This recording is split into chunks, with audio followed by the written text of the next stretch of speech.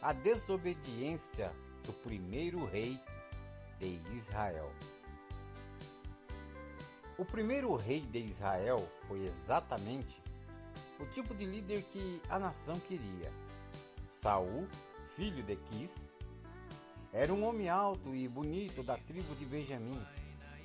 Os israelitas haviam visto os reis dos povos vizinhos e desejavam um homem impressionante que protegeria seus sujeitos e intimidaria seus inimigos. Deus, ele também viu qualidades boas nesse homem. Ele deu oportunidade para provar seu caráter depois de ser elevado à posição de responsabilidade sobre a nação escolhida por Deus. No começo do seu reinado, Saul mostrou uma atitude boa. Samuel, o profeta de Deus, o mais influente na época, disse que Saul era pequeno aos seus próprios olhos durante essa fase inicial. A humildade sempre facilita o serviço.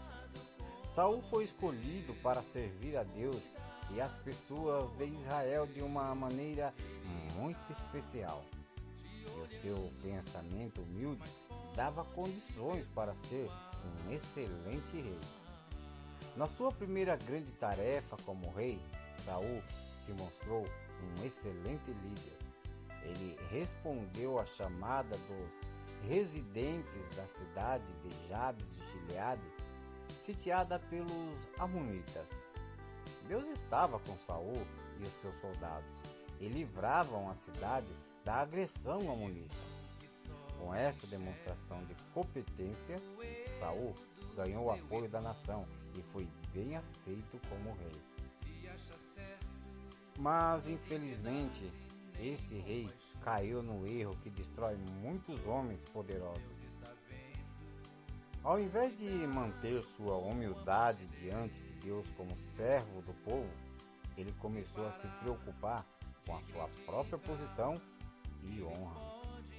Como os políticos de hoje que vivem ansiosos com as pesquisas de apoio popular, Saul dava ouvido às opiniões do povo, quando deveria ter olhado sempre para a vontade de Deus como o único padrão do seu procedimento.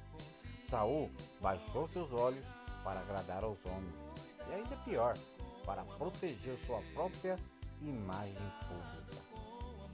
Com essa mudança de foco, Saul se tornou um péssimo rei. As escrituras frisam 5 exemplos das suas falhas e que nós possamos não cometer as mesmas falhas que este homem cometeu. Ele ofereceu um sacrifício sem autorização. No segundo ano do seu reinado, Saul se preparou para uma batalha contra os filisteus, os principais inimigos de Israel na época. Saul, como rei, tinha grandes responsabilidades nos aspectos civis e também militares, mas não era o líder espiritual da nação. Em termos simples, Saul não tinha autorização divina para oferecer sacrifícios a Deus.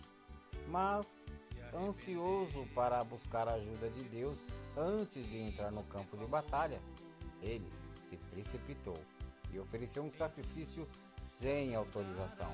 Esse grave erro de presunção foi o começo do fim para o primeiro rei de Israel. E também ele não cumpriu a tarefa de uma outra batalha.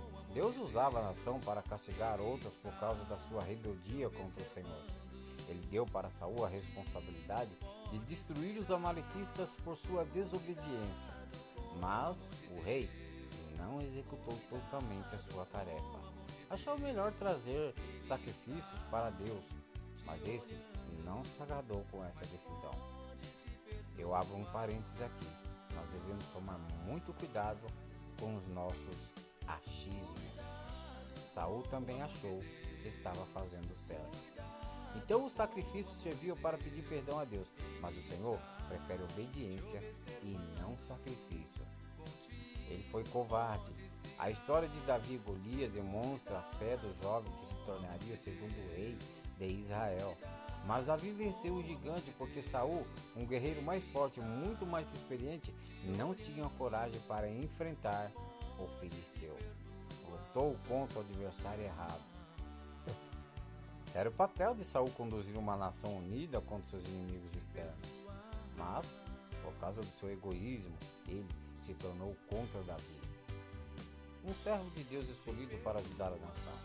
Esses conflitos internos enfraquecem a nação.